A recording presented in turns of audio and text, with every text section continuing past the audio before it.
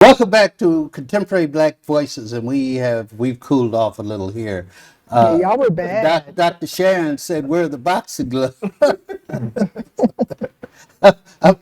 I'm too old to box. I'll run my mouth, but I won't box. Okay, so Sharon, let's get back to how effective integration's been with education. I think there's maybe two sides to that. One side, it hasn't been because we still have segregated.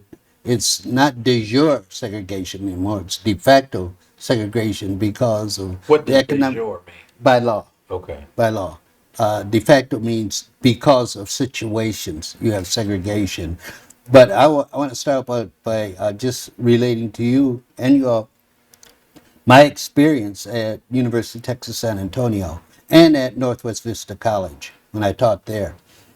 A lot of the white students who came to the school would be sitting next to black students. And that's probably the first time it ever happened in their life. And probably more appalling to them is when they walked in, they saw me. They said, "Oh my God, look at," in What's their life happening at here? home, the operable word for me was the N word. Now all of a sudden, the N word is sitting up here going to give me a grade.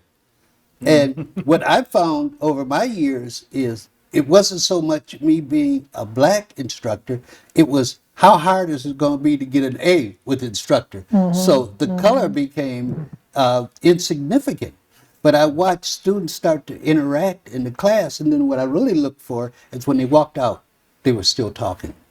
And of course, I couldn't follow them, but in life, I imagine a lot of those blacks and whites who, first time for whites, and a lot for blacks too, interacted.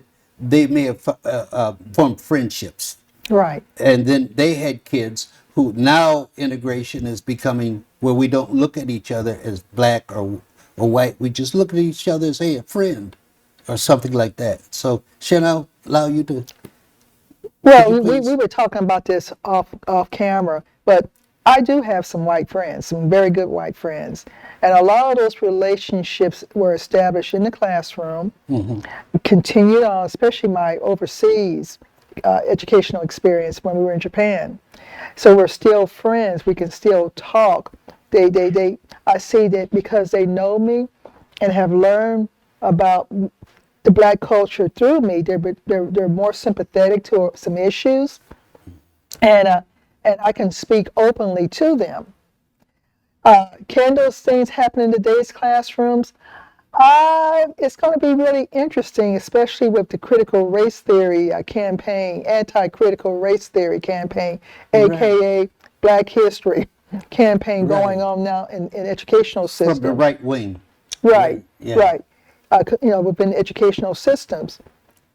So, and again, I'll repeat, about 80% of classrooms is being managed by white teachers.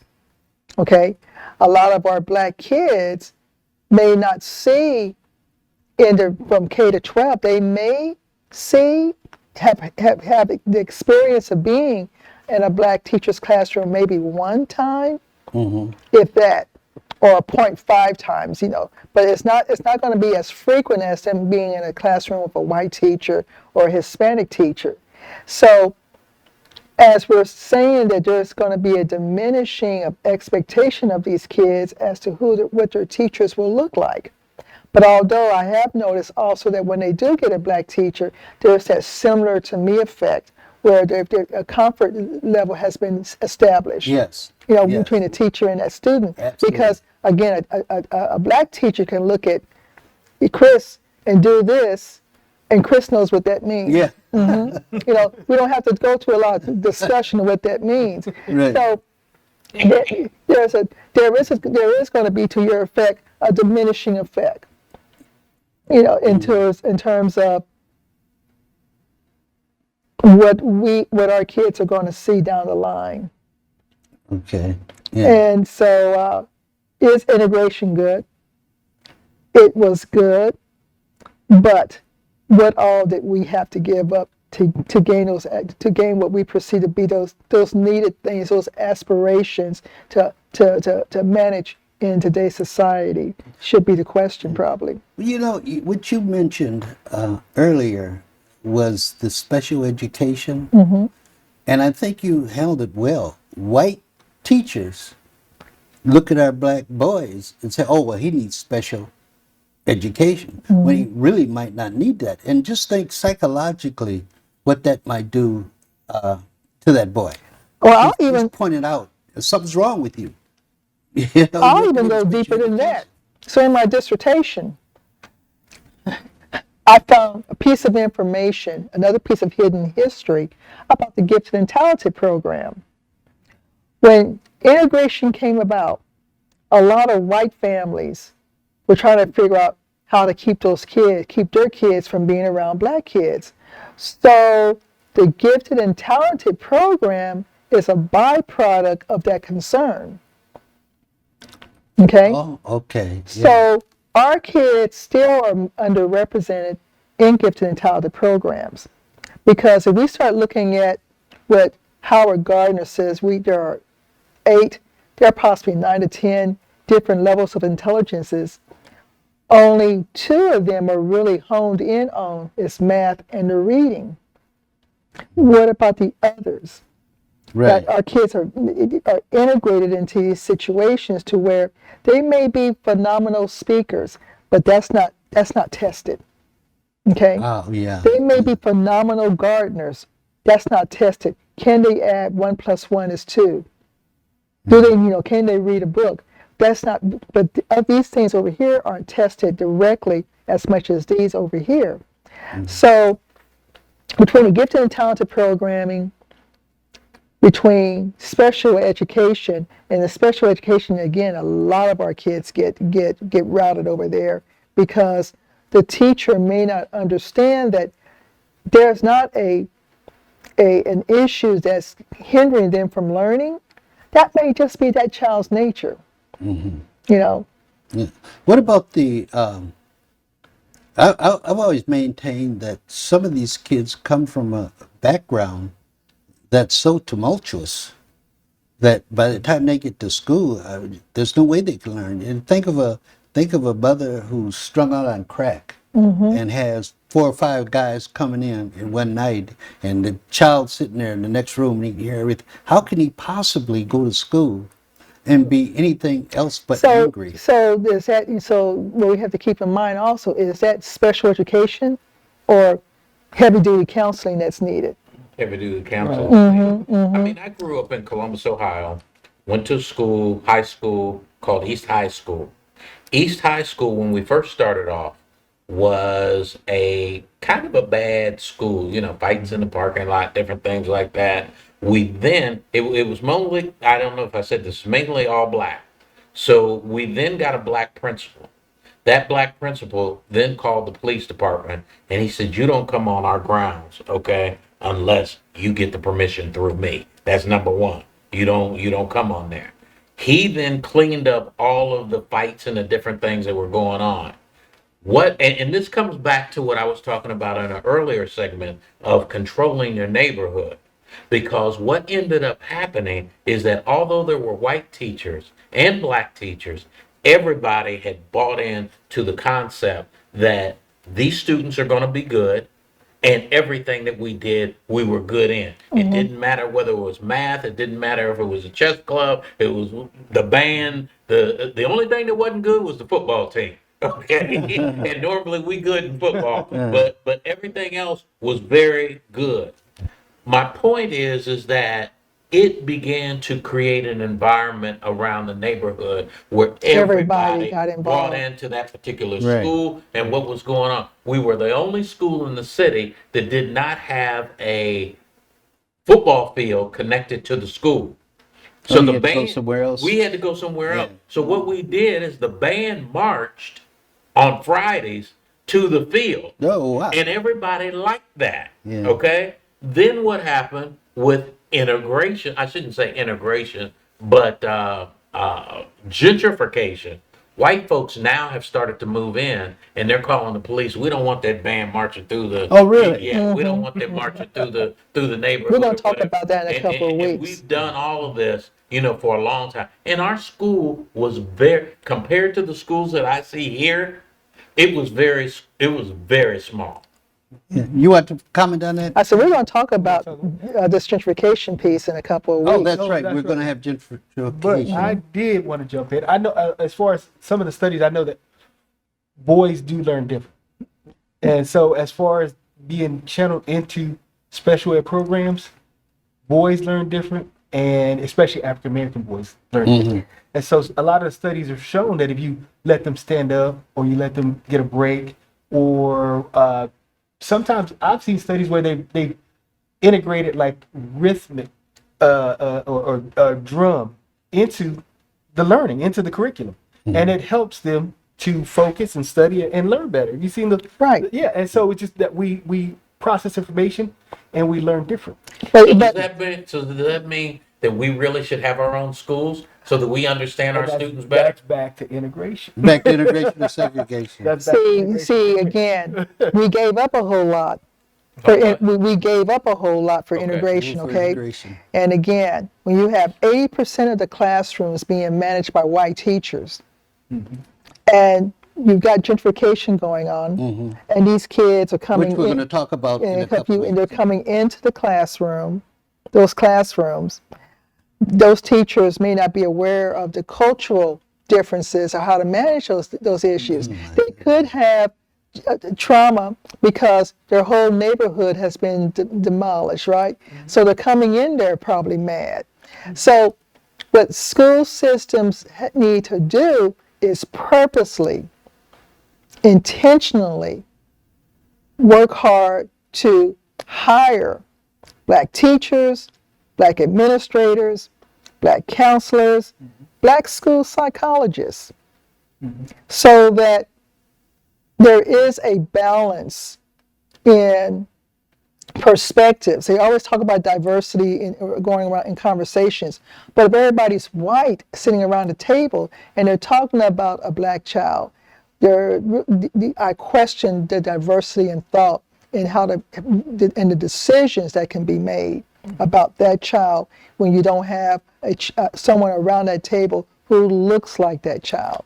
Well, let me go ahead. No, and so I mean, what we were talking about during the break is my own experience, and so as far as integration, and as far as me living in a different community at one time, Right. more affluent community, and so with my kids being probably it might have been a school of about 3,000 kids, and it might have been 100 kids that were Black, if that many, and so where they're 1% of the population. And so we did have issues where our kids would get called the N-word. And we would get a phone call from the administrator saying that there's been an issue at the school, and our kids are very vocal. So we had where our kids are saying, no, tell the truth. They called me you know what I mean? So we've had those kind of issues. And so whereas integration has been a boom in some instances as far as education, it's a double-edged sword. Well, yeah, I think the worst thing that could happen to a Black child is to have to go to school in places like Bernie or like that. And they're the only ones They're the only- in that school. They're Yeah, going to my catch sister hell. is homeschooling her daughter. Yeah, in yeah, Bernie. yeah. And the school you're talking about, just think of who it was named after. Yeah, Reagan. After Ronald Reagan. So that tells you a lot right there. So the problem.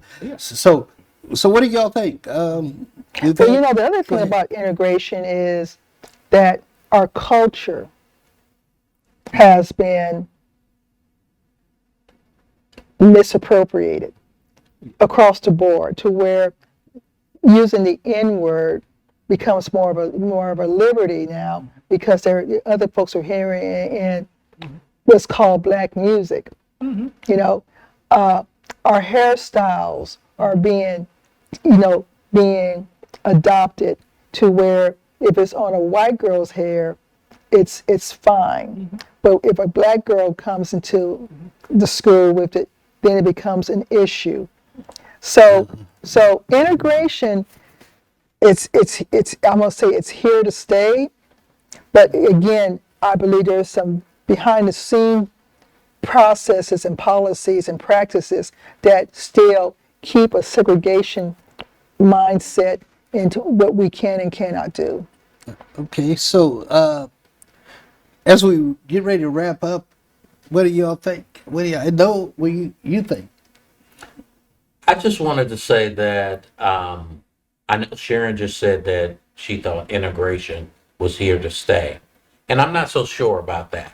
Oh, really? No. I think that what is going to have to happen if we continue to increase our efforts to vote, to do different things like that things can change for us in the better. But what first has to happen is that we have to understand when I talked about earlier that Martin Luther King pushed all of those chips to the middle, I think that now we have to relook at that and give some to here, some to there, and some to there. And when we give to each one of those segments, we begin to look at different areas of what we need to look at with the understanding that we're looking at this in a holistic standpoint, but we've got other people that we are going to trust to make sure that we get different things coming to the middle. Okay. So I don't necessarily believe that integration is here to necessarily stay. I believe when you look at other ethnic organizations, they never fought for the integration that we had to fight for.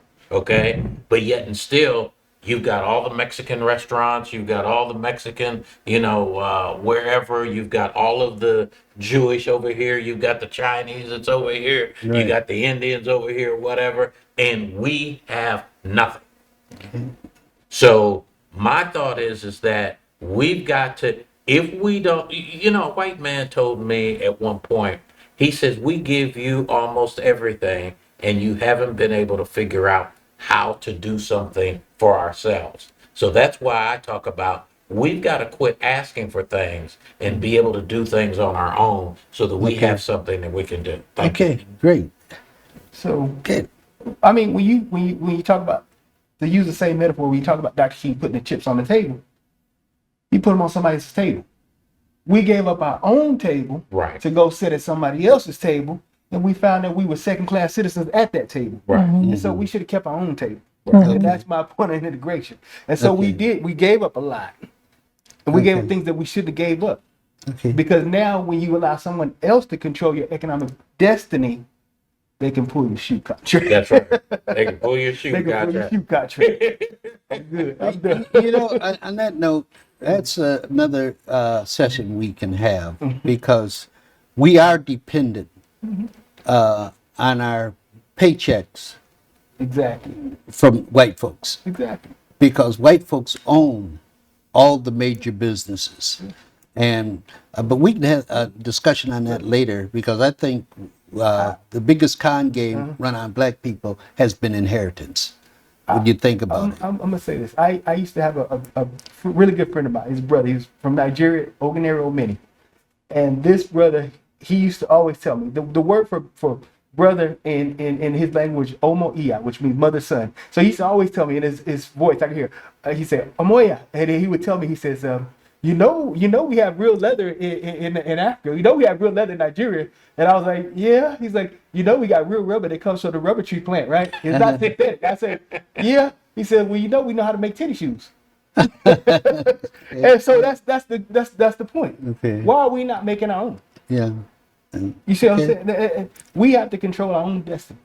And Russell Simmons talked about Kanye. He said losing his shoe contract may be the best thing that happened for him if he decides to go that route. But you've got to have the mentality for us to be able to think that way, to be able to do the things that you're talking about. We should have been built out. Okay, let's turn to Dr. Sharon. Yes. Your final comments on integration or segregation.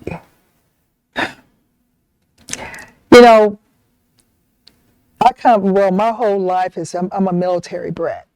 Okay. So I've always been in situations to where integration was there. Would I would love to live in a black community? Yes. I would love to walk down the streets and know that all these businesses are owned by black people. Are we mentally ready to do that? I want to say yes and no. I think there's still a shell shock, if you will, behind what happened to all of the Black Wall Streets in the United States. Do we want to put ourselves in in that situation to where our safety becomes an issue? Okay, well, very good. I want to thank you all for these profound, deep discussions on integration. And next week, we're going to talk about public schools, good or bad for choice schools. Okay? This is Contemporary Black Voices telling our story, our way.